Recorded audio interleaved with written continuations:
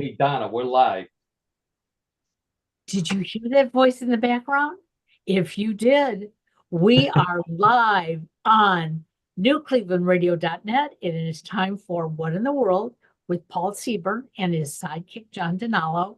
And I know some of you are very, very confused. It is not Tuesday afternoon. It is Wednesday morning. It's the holidays. Everything is going to be jumbled up. We're going to be doing things different days, different times. But now it is time for Paul Seaburn. And what in the world? What in the world, Paul?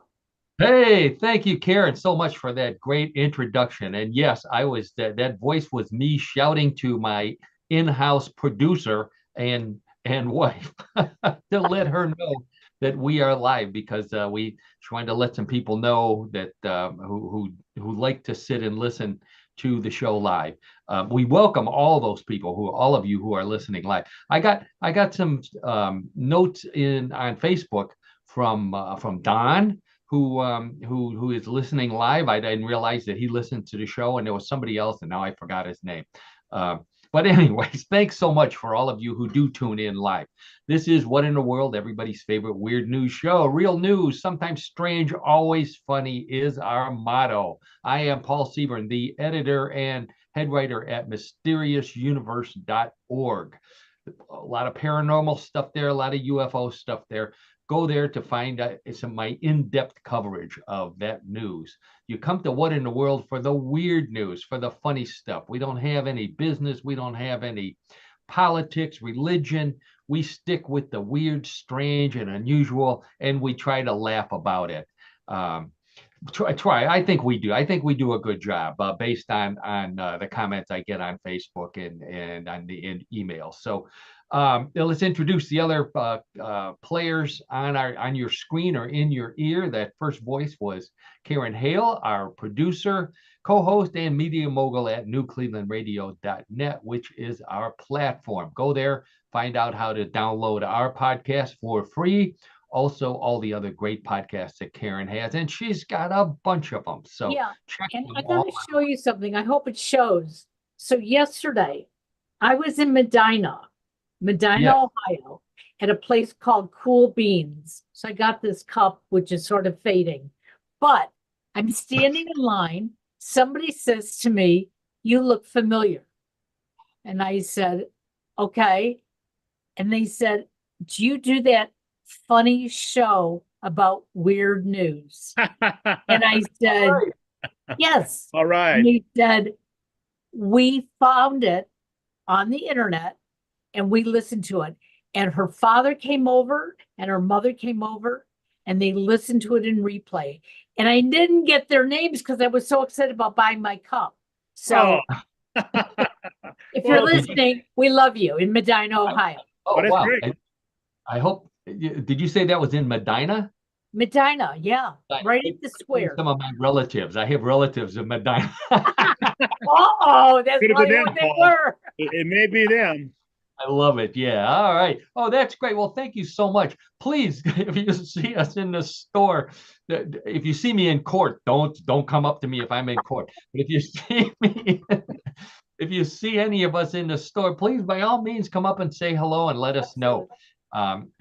Um, let's see, where was I? Oh, yeah. So we were talking about oh, and also if you go to newclevelandradio.net, check out Yes I Can Coaching with Karen, which is our sponsor, and also Karen's great coaching service. The other voice you hear in your left ear is none other than our sports guy, co-host, color commentator, my old buddy John Donalo. Hey, John, how you doing? Hey, Paul and Karen and audience, doing great. You had a good Thanksgiving and, trying to avoid the Christmas blitz, Cyber Monday and Black Friday and all that stuff, right? But no, doing well. And glad we're doing a show in the morning. For those of you we always talk about what John has on today. So John has his Browns cap on, even though the Browns didn't didn't get blown out. They put up a good game. So he's celebrating the Browns. He's celebrating the Wolverines winning on Saturday over the Buckeyes. And we're not even going to cover that because I think the rest of the media has done a good job of it. Um, And John's got some great weird sports coming up. So, and that's, you'd rather hear about the weird sports anyway. So let's get right to it. What are we talking about now? For those of you who are not watching either live or in the future on YouTube, I have on my Bigfoot Christmas sweater. Ta-da! There we go. New edition. Can't escape Bigfoot. He's everywhere. Yes, new addition to my my show wardrobe. The and the main reason is because this is our holiday gift buying show. So if you're looking for weird gifts, let's see, weird gifts for the unusual members of your family, this is the show to tune into. So that's coming up right at as soon as we get through introducing some of the other stories. So stay tuned for that. What else do we have? We've got some strange pizzas from China and Japan, two different stories there. John, we've got Bigfoot sightings in Georgia and North Carolina.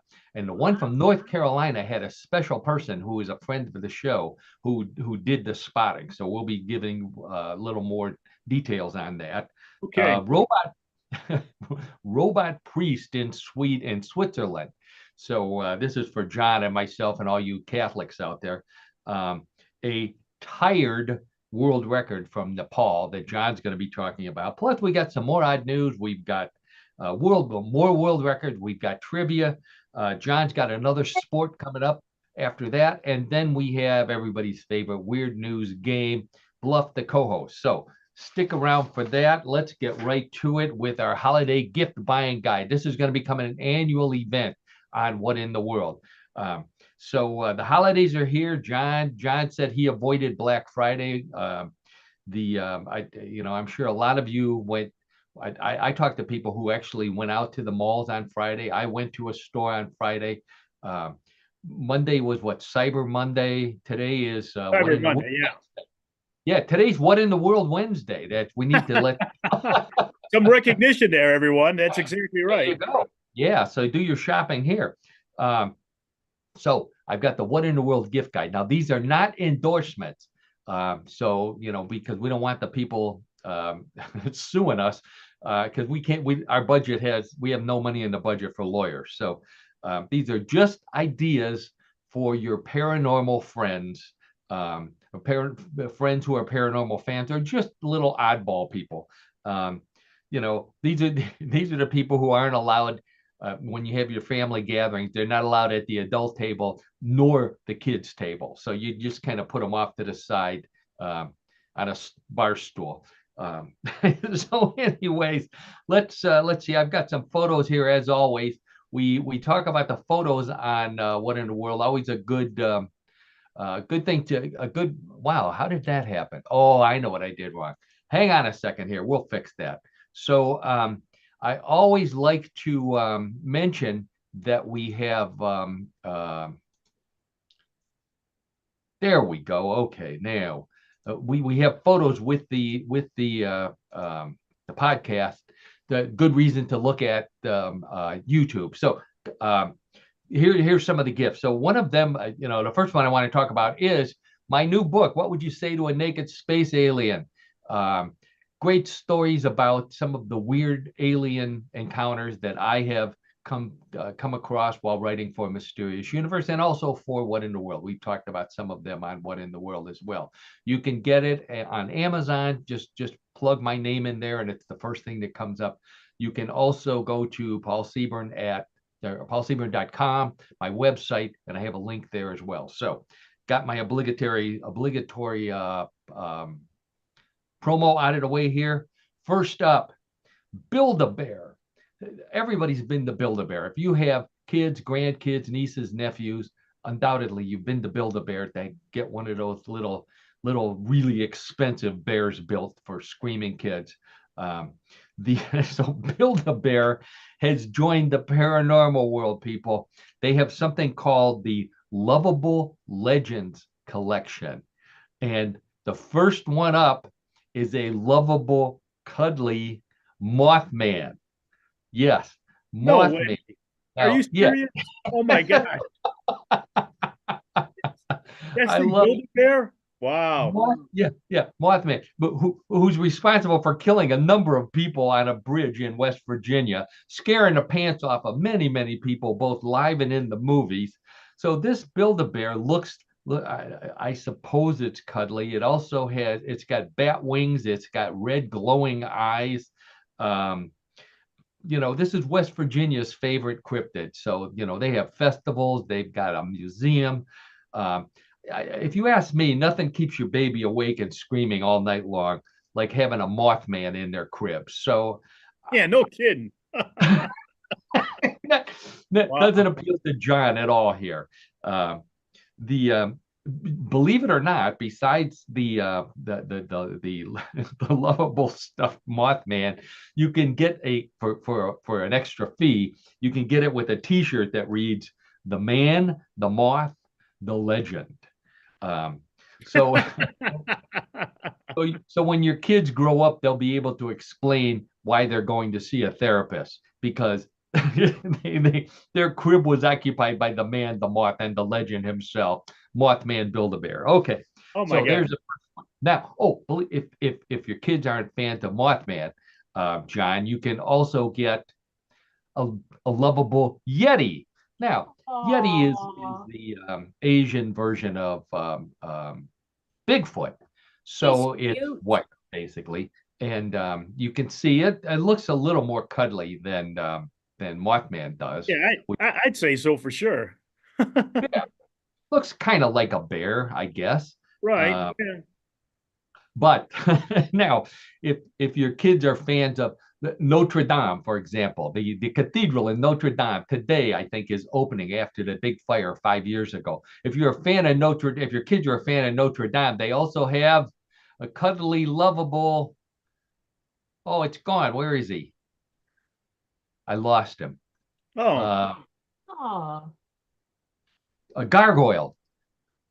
I lost the gargoyle. Oh well, I lost the gargoyle. That's not the gargoyle. I know what happened to him. Oh well, it's the holidays. It's Wednesday morning. We're still trying to wake up here.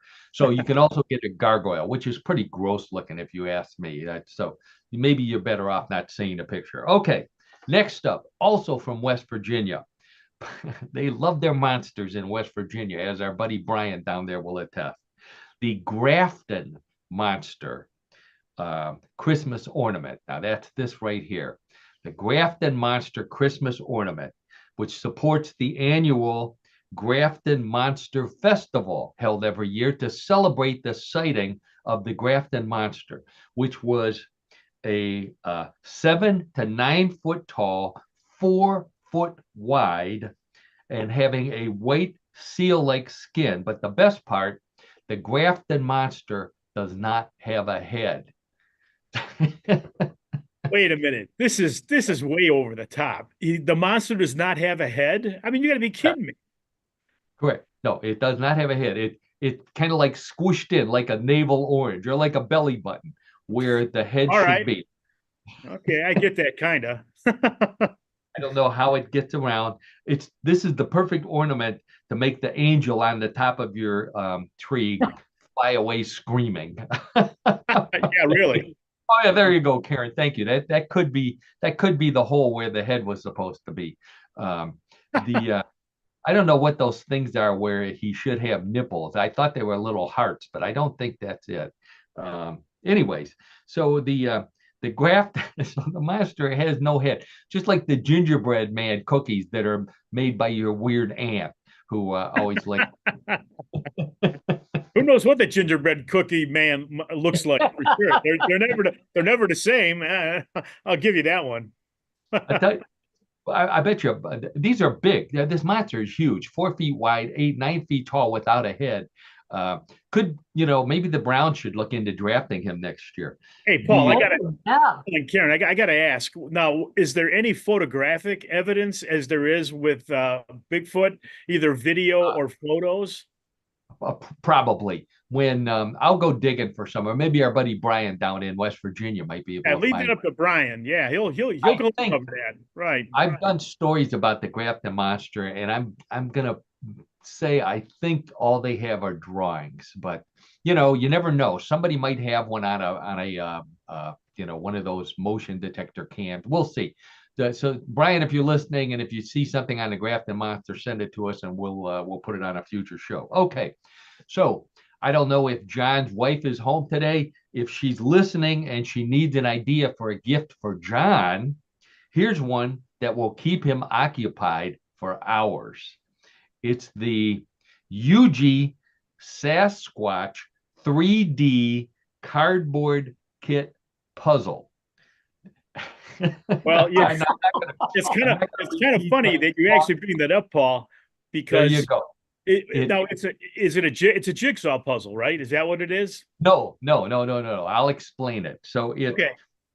According to the box, it's great for STEM concepts, which means science, technology, I don't know, English. I forget what all those engineering and math. Engineering. I'm sorry, engineering. That's right, and math, right.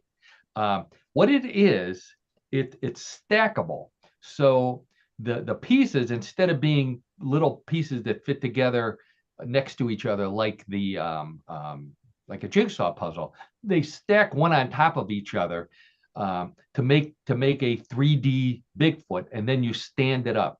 And the feet are also stacks of like slices, like you took a knife and you sliced the Bigfoot into slices, like you were making Bigfoot lunch meat for a sandwich. And oh my.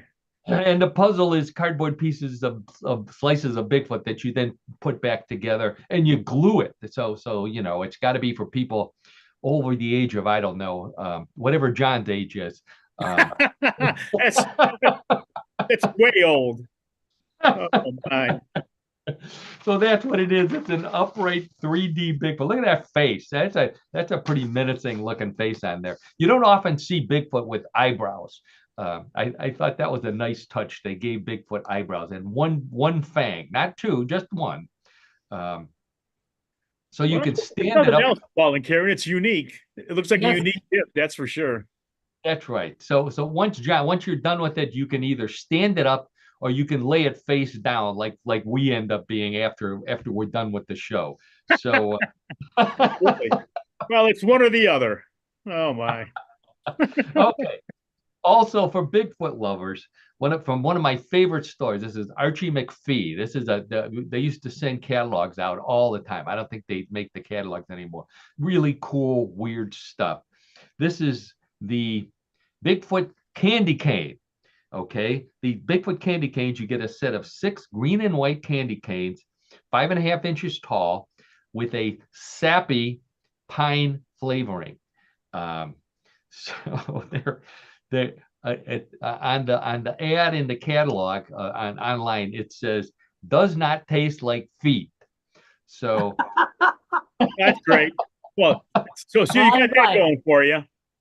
There you go. So there we go. So we've got pine flavored Bigfoot candy canes. Also, we have from Archie McPhee the Bigfoot Nodder. Now, Nodder is an English term for bobblehead dolls. So this is a Bigfoot bobblehead doll. Archie McPhee is a British company, I guess. Very odd looking face on this particular Bigfoot here. It's 6 3/8 inches tall, made of hard vinyl. And according to the ad, it says it's 10% sassier than other Bigfoot bobbleheads. So I don't know what that means, but that's the way they advertise it. They also say you can stick it on your dashboard, so you can have Bigfoot as your co-pilot while you're driving. Okay. Oh boy. Karen, so it shakes its head at you while you're texting on the phone. That's the best part I like about. So no, don't be doing that. Okay. All right. So if you can't decide on which cryptid to get your weird friends, you can get them all with the Cryptid Mountain, the board game. That's what it's called. Let's see. There we go. Cryptid Mountain, the board game. Believe it or not, this is also from West Virginia. This comes from a golf shop of all places in Morgantown, West Virginia. The Cryptid Mountain Miniature Golf Shop in Morgantown. So you can buy this. They make it there. I think you can get it online as well. let's see, the players follow a path filled with cryptid encounters to reach a safe cabin. So the beginning is at the beginning you spin your spinner, you move, you get set back, you run into monsters, you end up in the safe cabin. What it needs, I looked at it closely. It needs a convenience store for our buddy Brian if he goes out, because he always likes to stop for beer before he continues on looking for Bigfoot. So I didn't see a convenience store there. Oh, wow. He should be able to master it because the board game was designed with in the image of the classic games Candyland and Chutes and Ladders. Candyland and Chutes and Ladders that everybody played back when they were 5 years old. I think it's like Candyland, except you're the candy and the monsters chase after you. I think that's basically the major difference. Okay, so those are that's our Bigfoot buying, our cryptid what in the world holiday gift guide for 2024. So we'll be back next year in 2025 with a completely new set of weird stuff to get for your friend. If you do buy these, by all means, let us know and see how your friends liked it or if you're ever invited to their Christmas party again. Multiple Bigfoot sightings in Georgia, John. That's the state of Georgia, not the country, with video. Okay. So okay. They said this is for people who have a hard time believing in Bigfoot. The Amy Hartline, who is in Whitfield County, Georgia, narrated the videos. And she says it's for people, you may not believe in Bigfoot, but Bigfoot believes in something. And what Bigfoot believes in is recycling. So a Bigfoot video shot in Georgia doesn't need much analysis because it shows Sasquatch explaining to a woman about the new local recycling program by the Dalton Whitfield Solid Waste Authority called Recycling You Can Believe In, which just to promote the idea that the Waste Authority now hand sorts trash and recycles it into new paper, glass, cardboard boxes, aluminum cans, and other stuff, contrary to the rumors going around that they just throw the stuff away. So they got Bigfoot, the ultimate recycler, to promote it. So this is a video of them shooting the commercial with Bigfoot. So Bigfoot wants his woods clean. That's what he says. He doesn't want trash, and it's a concern that's obviously real. I don't know if now we're going to see the Loch Ness monster doing commercials for the local anti-pollution facility in Scotland. I'm not surprised that Bigfoot recycles, by the way, because as John can attest, we never find anything belonging to Bigfoot in the woods. No hair, no poop, no bones, no nothing. So Bigfoot obviously does some serious recycling. So John, I think this is a great photo of Bigfoot. What do you think of that Bigfoot? Well, you know what? Yeah, I mean, clearly, of all the things that I've seen over the years here on our show and elsewhere, with all the blurry evidence you get of a Bigfoot photo and so on and so forth, that's pretty clear cut. But, I think that's probably a person inside a suit, if I to offer. I'm just saying. I don't know. I'm just saying. I mean, come on now. now, John, look at his hair his fur is turning gray. He's got to be real. He's aging. Oh, that's right. Karen, very good observation. This is a senior Bigfoot. We don't often see senior.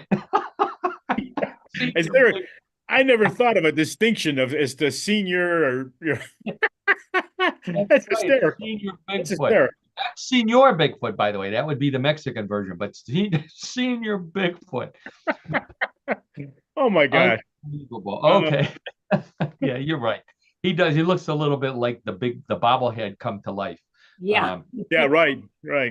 So I have a picture for this story here, but leading cryptozoologist Brittany Barbieri, who I am Facebook friends with, very, very one of the best looking Bigfoot researchers I've ever seen. And she plays it up on her Facebook page. She hosted Discovery documentary series Lost Monster File.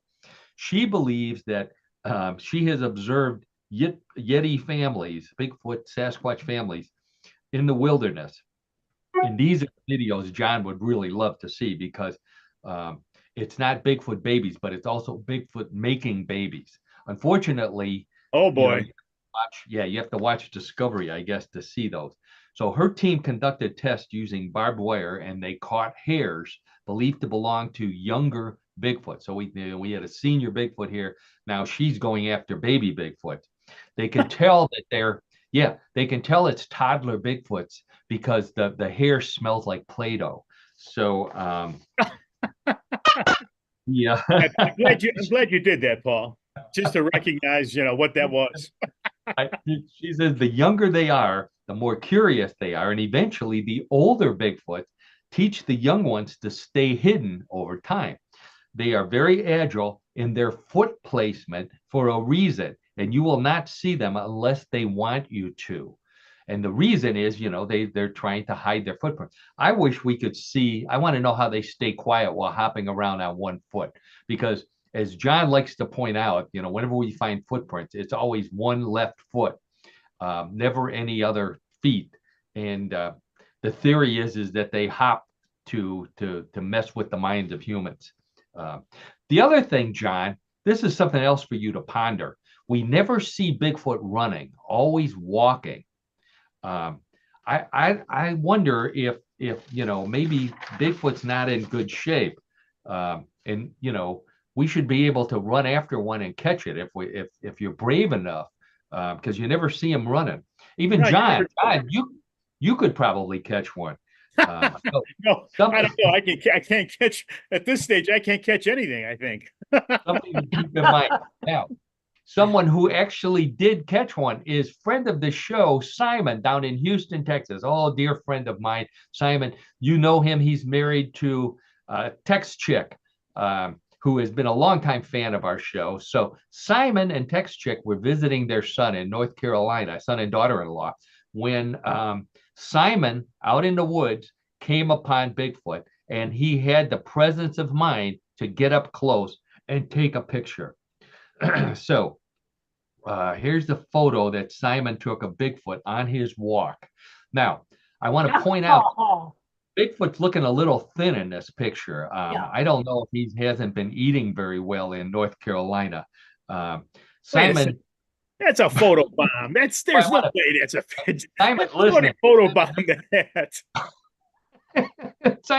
Simon, take some apples or donuts next time you go out on the walk, and maybe Bigfoot will make friends with you. No, I'm sorry, John. You don't like this the fact that it looks that's a fake. That is no way is that legitimate. There's no way. Well, I think maybe, John, this is the way that I've never seen photos of Bigfoot in North Carolina up until now. So I'm thinking maybe that this is the new North Carolina version of Bigfoot. And although I suggested, I went looking for photos, and I suggested to Simon to take donuts or apples with him, I found another photo also of these thin Bigfoot in North Carolina that says maybe you should be taking something else along with you on your walk. And that is beer. And maybe I thought that was a bucket of Kentucky Fried Chicken. The last one was carrying there, but looks like he was out fishing as well. So take some beer and maybe some worms. That they like to fish, and a beer in a bottle. That yeah, really. Oh, I'm going to get real specific. That this particular cutout of Bigfoot is carrying a 6-pack of beer in bottles, long necks, as we call them up here in Ohio and in Texas as well. Okay, so I think we've reached the end of our paranormal section for this week, or at least our cryptid section. We've got, we cover a lot of unusual sports on What in the World, a lot of, unusual world records. Here's an update on a world record we talked about before, and a world record holder who apparently set all the world records he could in one category. So he switched to a new category and set another world record in his brand new second category. So why don't you fill us in on that world record, John? Oh, I will, Paul. Thank you. So the world record holder that we're going to refer to is a gentleman by the name of Harry Chandragiri of Nepal, who is faster walking on his hands than most people are on their feet. Let me Wow. explain. In 2021, he set the record for the fastest time to descend 50 steps while walking on hands, doing it, believe it or not, in just 12.65 seconds. That's amazing. That We is have a a photo here. Not only is he walking on his hands downstairs, but this isn't in your house. He's outside on stone stairs with those gritty, cement on his hand. That's got to be painful as well as incredibly balanced. Oh, no doubt. But so Wow. then, Oh, not to be outdone, in 2022, he set two world records in one day for the fastest 10 meters walking on hands with a soccer ball between the legs with a time of 4.49 seconds, and wow. the fastest 50 meters walking on hands with the soccer ball between his legs in 25.58 seconds. Wow.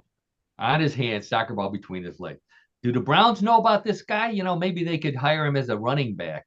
Um, I don't know, but it gets even better. In 2023, he broke the record for the fastest time to descend 75 stairs on his hands in just 25.03 seconds. So that's really 3 steps per second. that's unbelievable. I mean, I can't walk that fast on a flat surface, let alone downstairs on my hands. That is just phenomenal. Yeah, me neither. But then Harry got, quote, tired, unquote, of breaking hand walking records. So we switched to, get ready for this, tires. So this week, Harry set a new world record for this by skipping rope while balancing on a giant tire. He performed 120 skips on a tire in 1 minute. So he's on a truck, a massive truck tire. This is like earth moving size. Um, I don't believe he's rolling it, but he's skipping rope on top with the tire standing on end. And how many times did he do? You said 120 120 skips, skips in 120 one minute. skips total. Right. So I guess that makes this a good year for Harry. A good year. We need the horn on this one, Paul. Yes, it is a good year for him. Wow. Is he looking to set any more records, John? Not that I know of, Paul and Karen and audience. I'll get back to you with an update on that. But so far, I think this is where he's found his calling. You mean he hasn't found any general tire records to break? Well, not that I know of, but I think So that's a very good play on words. maybe 2025, if he does that, 2025 will be a good, rich, and balanced year for Harry. Well, yes. For all of those interested in thinking about tires, which you have to think about because you can't get anywhere if your tires aren't good on your car. So I'm yeah. telling you, that's unbelievable world record there. So great, good, super. Thanks, John. John will be back with another sport at the end of the show. Okay, if people talking loudly in public on cell phones it isn't bad enough, the Italian company called Art in Noise has created a USB-C attachment for smartphones that turns your smartphone into a playable instrument. You blow in one end of this attachment and it allows you to simulate various instruments. Now, when I saw this story and I looked at this picture, I could hear fathers around the world yelling, I didn't pay $1,000 for that phone so you can play a damn kazoo. Yeah, really. Oh. That's it. A kazoo, I forget, a recorder. That's the other weird instrument. So John, you know what the most played song? Apple keeps track of all this stuff. The most played song using this attachment is 8675309 Jenny. You remember that song? I do. Isn't it done by Tommy Two-Tone, if I got that right? I didn't even have to ask. John knew it. John knew I was going to ask. Tommy Two-Tone. what's unusual about Tommy Two-Tone, I had to look this up, and John probably knew this. Is Tommy Two-Tone a person? I'm going to make an educated guess and say that it is. Okay, wrong. The Tommy Two-Tone is actually the name of the band. There's a guy in the band named Tommy, but his last name is not Two-Tone, it's Heath. I'm sorry, Heath, Tommy Heath. So he's got other people in the band. Tommy Two-Tone was the name of the band. All right. Sure. So if they played one of these things, maybe they would have had been more than a one-hit wonder. If your kid asked for one of these for Christmas, he's definitely not a future Billy Joel. This is, this is as basic of an instrument and most expensive as you could possibly get. For the price you pay between the phone and this thing, you could buy him a piano and still have money left over. So, really, yeah. Now, John loves pizza. I know this for a fact. I've seen him eat it, and I think he would eat it even if he wasn't half Italian. So this is for you, John. Domino's in Japan unveiled, get ready for this, the cheese volcano pizza. Cheese volcano pizza. Oh, there's Tommy Two-Tone right there. There's the whole band, 5 members of the band. Okay. How about that? Yeah. So here's the pizza. This pizza, cheese volcano pizza, covered with, get ready, 2.2 pounds of cheese. 2.2 pounds of cheese. That's 1.5 pounds of mozzarella to cover the pie, and over 0.5 pound of melted cheddar lava in a crater in the center that you dip the cheese-covered slices of pie into for even more cheesy flavor. This will be sold in the United States as the Mount St. Hell with the Diet pizza. My cholesterol just spiked 100 points. Yeah. I'll tell you what, and that's what it looks like. That's way too much cheese. Yeah. And I love cheese. That's too much cheese for me. Almost 2.5 pounds of cheese. Drivers who deliver the cheese volcano pizza are actually making money on the side by selling their customers' names to local heart doctors. That makes sense. That would make sense. Oh my. Look at this thing. For those of you who can't see it, I mean, it looks like a sombrero made out of cheese. That's a good comparison for sure. It looks like something a single guy would make when he brings home a frozen pizza and a block of cheddar so he can have more cheese, and then he forgets he doesn't have a cheese shredder. So he just puts the block on top of the pizza, sticks it in the oven, and that's what he gets. It's disgusting. It's not even appealing.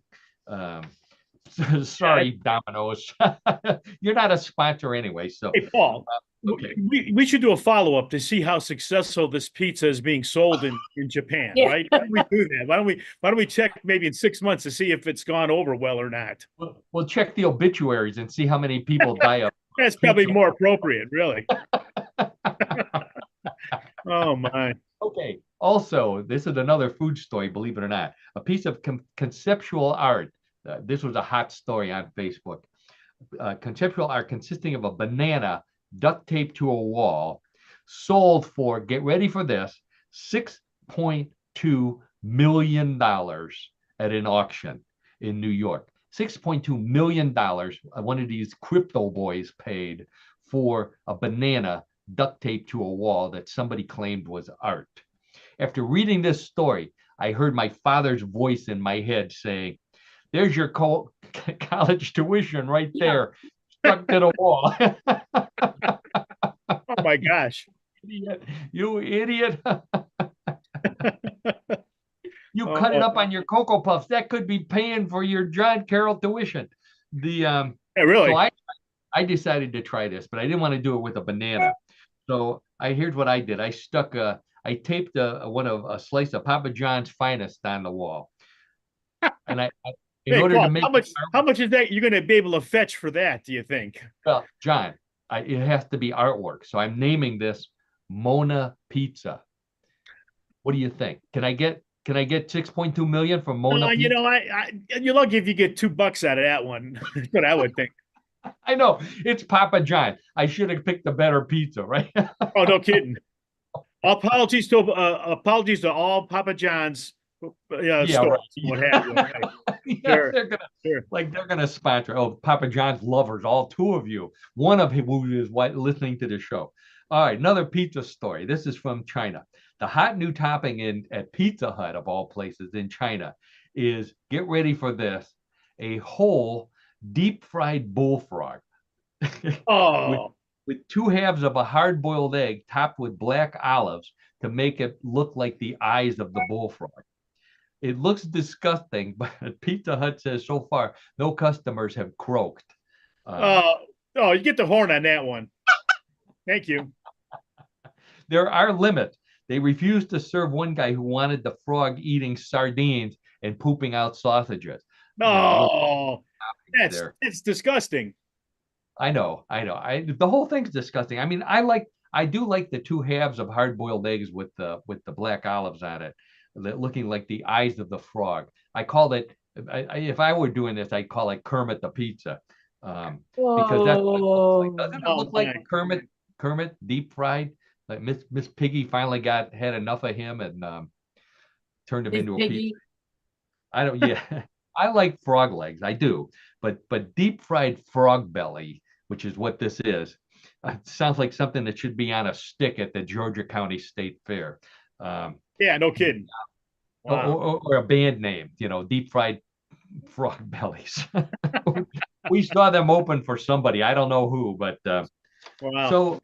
so longtime listeners of the show know that John and I are the products of 16 years, continuous years of Catholic education. That is correct.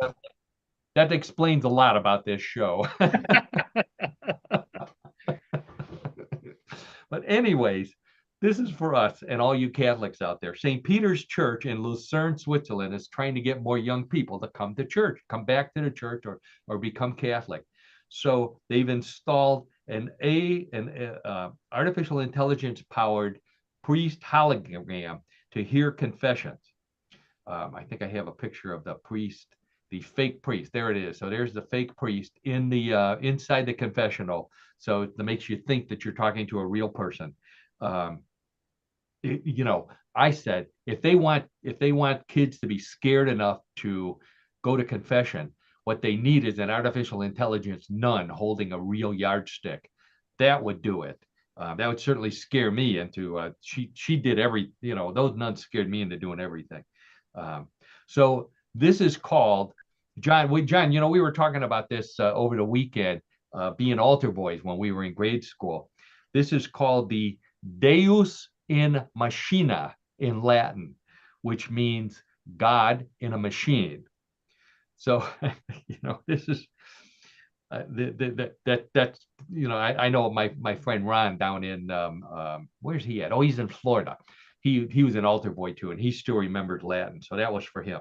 When we were saying mass in Latin, the priest would say Dominus vobiscum, and everybody, and if it was a robot priest like this is, everybody would respond with et cum spiri, no, no, no. Oh no. That's a variation there, Paul. That's a variation, truth be told. You can see where this is going, John. Oh, absolutely, I do. Yes, I do. Yeah. Next, they're going to have robot priests standing up in front of the congregation, taking their ATM card, sticking it in a little slot in their chest before they dispense the communion out of another little slot. So, oh boy, 2/3 of the people who saw these robot priests came out of the confessional reporting having a spiritual experience. So 2/3 of them said they had a spiritual experience from the robot confessional. The other 1/3 obviously got a much harder penance than those people did. So, yeah. Okay. Last holiday story here. We'll wrap up my segment with one more holiday story. Combination holiday and food story. So KFC has announced their first ever. This is for John's wife, wrapping John's present. Their first ever chicken flavored lickable Christmas wrapping paper, which the company claims tastes like KFC's original recipe chicken, with, and I quote, a refreshing hint of cranberry sauce and a romantic pinch of sage from the sage and onion stuffing patty, which apparently they sell at Christmas time. If you thought watching kids fighting over who unwrapping presents was bad, wait until you see your husband fighting with the dog over the present that smells like fried chicken. Oh man. Can What you do they believe pick up next? So KFC says on the label, it says it may take a few licks to get to the full flavor, which is also what it takes to get to the full flavor when you find a nugget in your car that from when you bought it 2 weeks ago. Oh, So if you've done that, yeah, you're oh, due. Now, there's fine print. The fine print says that the novelty wrapping paper is not intended for human consumption. and what's it intended for? For human licking. You're not supposed to eat it. You're just All right. Okay. Yeah, and the little ornaments are actually, you peel those off and it's underneath, the flavors underneath the ornament. Of course, after a few glasses of eggnog, everybody's going to be chewing on this paper, and talking about how good it is. So in honor of this paper, I think that KFC should sponsor changing the lyrics to the 12 days of Christmas.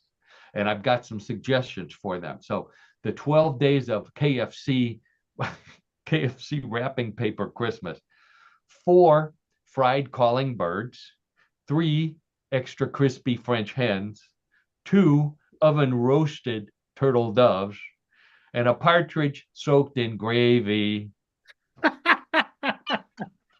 Oh, well, those 4 will carry us, Paul. I think we don't need all 12. Those 4 will carry us. Oh, Those are the 4 birds. Oh, wait, I forgot the geese a laying.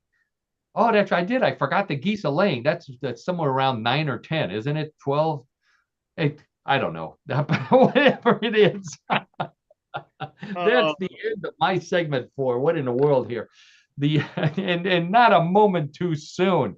So every week, regular listeners to our show know that I asked my buddy John, who I've known since college, who knows more about sports than anybody else I know. I say, John, find us a weird sport that goes along with the theme of real news, sometimes strange, always funny, our motto for What in the World. And every week, John inevitably finds 1, sometimes 2 stories to put on the show. This week is no exception. So, John, take it away with your sport for this week. Okay, Paul, I will. Audience, our sport this week is tetherball.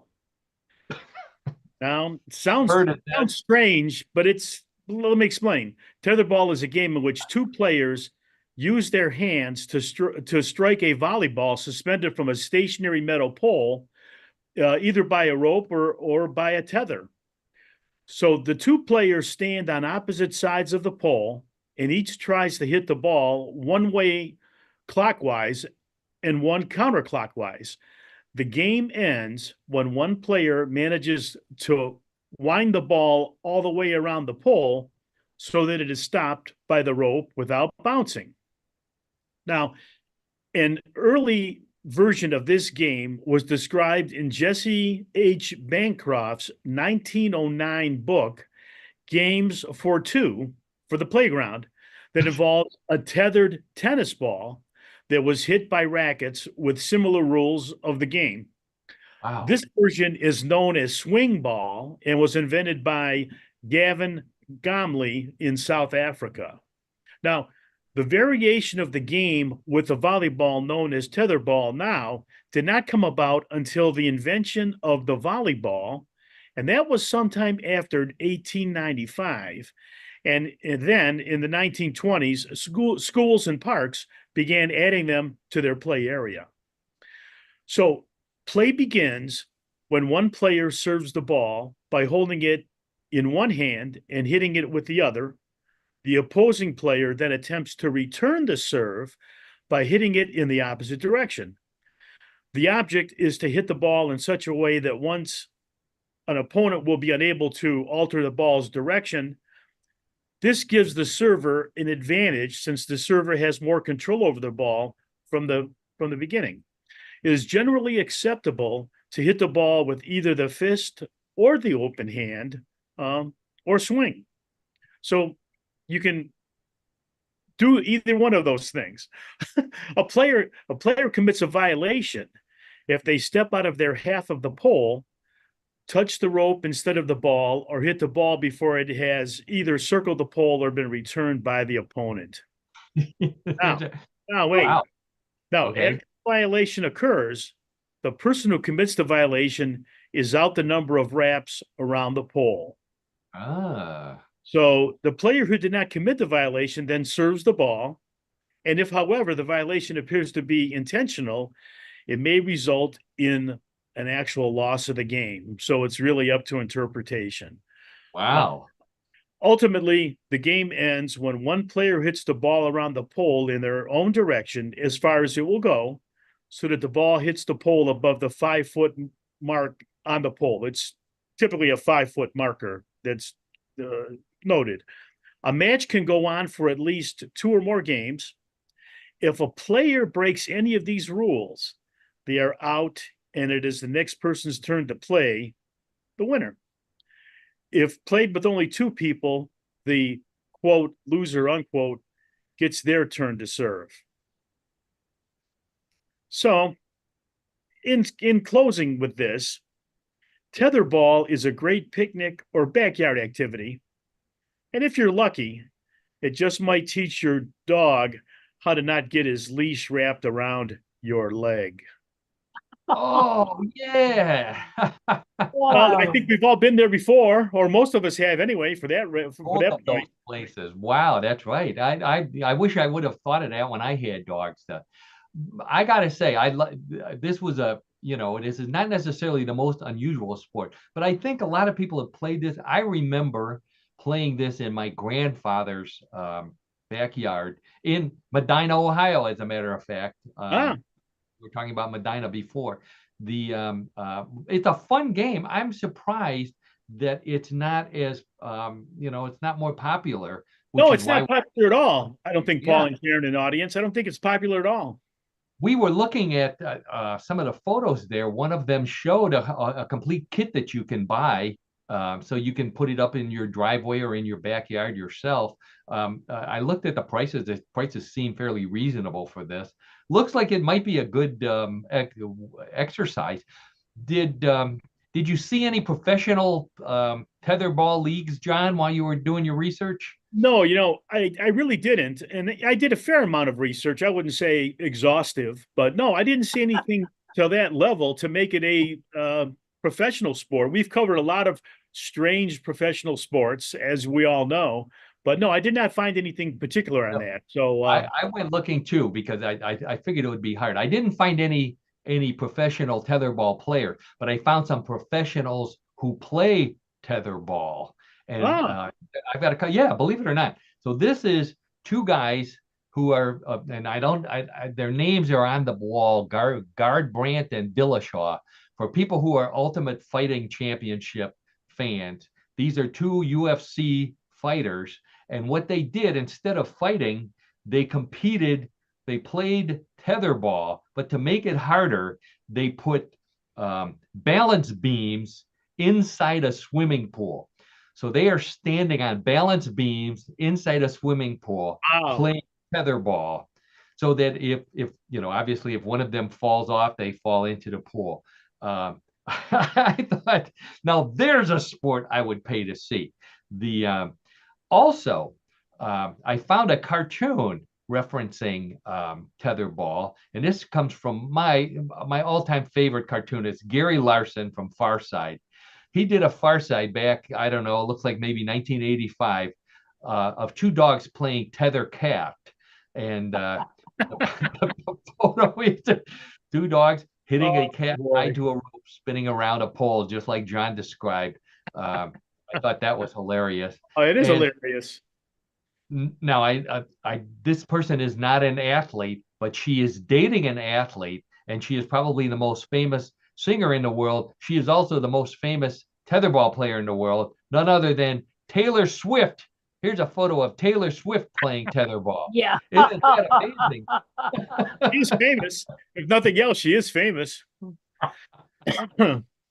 I'm waiting for the baseball team to come walking out of those bushes, John, like in Field of Dreams. The dreams. Yeah, there you go, Paul. If Yeah, you play tetherball, they will come. yeah, Yeah. sure, sure. All right. So John, now I don't know if you remember this, but we actually played tetherball when we were in college. No way. Wait a minute. I'm way Yeah. off on this one. You got to help me on this one, Paul. I'm way off. Oh, well, it was an unusual, normally regular listeners of our show know that John and I belong to a fraternity, Delta Alpha Theta. We were always involved in some sort of competition with the other fraternities. This time, though, it was not with a fraternity at our school, but a fraternity from another school in Cleveland actually challenged us to a game of tetherball. And this was team, so this was doubles tetherball. So of course John and I were partners, and we were all set to go. And then the brothers told us who the college was and who the team was. The team came from Ursuline College, and we were playing against a pair of nuns who played tetherball. And John, those nuns were tough. We gave it our best, but Yeah, you you know can't what? It's beat selective amnesia for me on this one. I didn't want to remember that. I didn't remember that we had to compete against those nuns. Boy, You don't remember that desolate Oh. hill over there near Ursuline College that we played on with? So I know it's right near John Carroll, but I don't remember that at all. Wow. All right, well, great. Another great sport from our What in the World of Sports host, John Donalo. Thanks again, John, for that sport. You're very welcome, Paul and Karen and audience. Thank you. All right, so regular listeners know that at the end of John's segment, that means it's time for Bluff the Co-host, everybody's favorite weird news game. Rules of Bluff the Co-host are simple. I have 3 stories similar to the ones that we've been telling all afternoon. One big difference: the stories we've told up until now are true, maybe almost, except for the fraternity story. The the rest of them, the stories in Bluff the Co-host may be real, they may be a bluff, and it's up to John, Karen, and those of you playing at home to decide real or bluff. Wagering is allowed, so place your bets. John and Karen, put your hands on the buzzer. Let's get right to story number 1. It may be the saltiest body of water in North America, but Utah's Great Salt Lake is no place for turkeys, especially Thanksgiving ones. While a little late for this year, medical officials in Utah wanted residents who like to brine their turkeys before roasting them to avoid tying them to a brick and soaking them overnight in the Great Salt Lake. This was prompted by workers at a Great Salt Lake park finding turkeys washing up on the beach. Not only is the salinity too high for a proper brine, your bird could get eaten by dogs, cats, or hungry but thankful Mormons. Next year, park officials plan to issue this warning a week before Thanksgiving. Okay, so the warning from park officials at Great Salt Lake in Utah for people to not brine their turkeys in Great Salt Lake. Real or bluff? Let's start with you, Karen. I really hope it's a bluff because it just sounds disgusting. So let's say it's a bluff. Okay, Karen says it's disgusting. It's a disgusting bluff. John, how about you? Yeah, I'm with Karen on this one. I think it's a bluff. And isn't there some kind of restriction around Salt Lake? I mean, I don't even know if there's any kind of legal thing that would prevent people from doing that. I mean, the Great Salt Lake is there, right? Okay. I mean, it's a very large body of water, of course, but I don't know. I'm going to really say it's a bluff. It's got to be. Okay. So John says it's a bluff. Karen says it's a bluff. Karen says it's disgusting. John said there should be a law that says you can't do things like that. Well, let's check with the judges, and the judges say, John, call up the people at Great Salt Lake and tell them there should be a law preventing it, because that's exactly what people are doing. And they had to come out with a warning saying, don't brine. Really? Wow. Oh my gosh. Wow. I get surprised about things every day. How about that? All right. Well, the good news for both John and Karen is that even though they both were wrong, the score is still tied 0-0. That means anybody can win. Let's get right to story number 2. Boys growing up in the 1950s and 1960s remember playing tabletop electric football games with little plastic players moving around on a vibrating metal field. While the game was eventually replaced by the more realistic video football games, those who like the classic can play it again with a weird new twist. A California toy maker has brought back electric football, but the players are plastic beetles shaped like quarterbacks, running backs, linemen, and other players. It's to call attention to global warming's effect on the insects, but the game is selling better among baby boomer electric football fans, some of whom still have their old plastic players and stage games between the bears and the bugs. It's the perfect gift for your sports fan friends of a certain age. Okay, so we'll start with John. Story about from California, a new version of electric football where the vibrating players are made to look like beetles and play against real players. Real or bluff? Well, I'll tell you on this one, I'm going to pray this is a bluff because one of the way back in the day, electric football, that's me and my brothers used to play that. And we had a lot of fun with that game. And, the footballs, the kicker would try to kick the football that would go nowhere near the goalpost and all that. And it's going to just destroy my my memory of that. If now they, instead of having a person, you have a bug or a beetle. No, I'm gonna pray it's a bluff. Okay, John says it's a bluff. I have to ask, do you still have your electric football game? I have a lot of stuff from my childhood, but I do not have any idea where my electric football game is, much to my wife's happiness. I don't have an electric football game, but I do have one that we played way back when. I'll have to show it to you someday. Oh, okay, good. Sounds good. So John says it's a bluff. Karen, how about you? Yeah, I'm hoping it's a bluff because I used to watch my brothers play all the time. See, I wasn't allowed to because, it was football. And of course, back then, girls didn't play football. They were afraid you might eat one of the players. So you know Yeah. how your little sisters, So, I'm along with John. It better be a bluff. Don't better take be a away my bluff. good Okay, memories. so John and Karen both say electric football played with players shaped like plastic beetles is a bluff, and you're both right. That is a bluff. Oh, Although, good. Thank goodness. Thank Yes. goodness. That would have destroyed one of my best memories as a kid. I mean, you could be kidding me. Oh, all right, great. it would be fun. It would be fun. Anyways, okay. Yeah, I think they still sell the electric football games, by the way. Although upgraded, so and they're probably I'm sure they're a lot more advanced than 70 years ago or 50 years ago, right? Yeah. Yeah. So both Karen and John got that one correct. So that means that the score's tied 1-1. Points are doubled in round number 3, but that doesn't matter because whoever gets this right either wins or ends up in a tie. So let's get right to story number 3.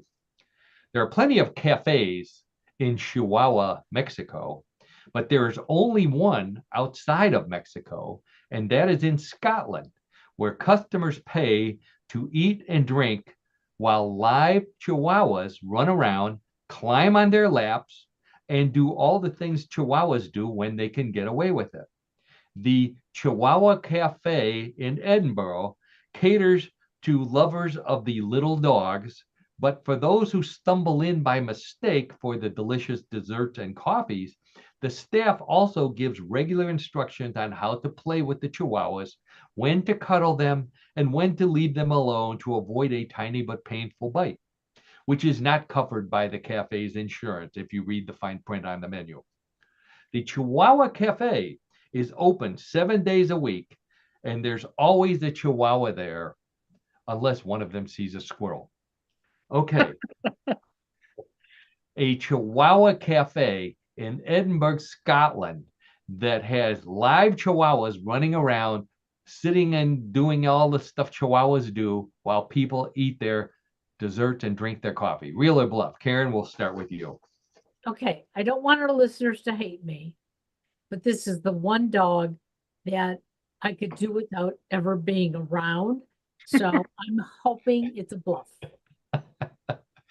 Okay, apologies to all the Chihuahua fans out there. Send your hate mail to Karen. Karen said, and she says it's a bluff. She hopes it's a bluff. John, how about you? Yeah, I'm going to hope that it's a bluff too, because nothing against the dog or what have you, but the whole concept of that is just really weird. I mean, is it possible? I guess it is, but we'll have to wait to get the answer. So, Paul, give us the word. What is this? Oh, okay. Let's check with the judges. Both John and Karen say that the story of the Chihuahua Cafe is a bluff. The judges say next time you're in Edinburgh, Scotland, go visit the Chihuahua Cafe there, and maybe there'll only be one Chihuahua and it won't bother you, because that is a real story. Oh, And Not going. Nope. I nope. wanted to see if there were any other Chihuahua cafes outside of Mexico, and there's not. There's only the one in Scotland. So I guess a lot of people feel the same way you do, Karen.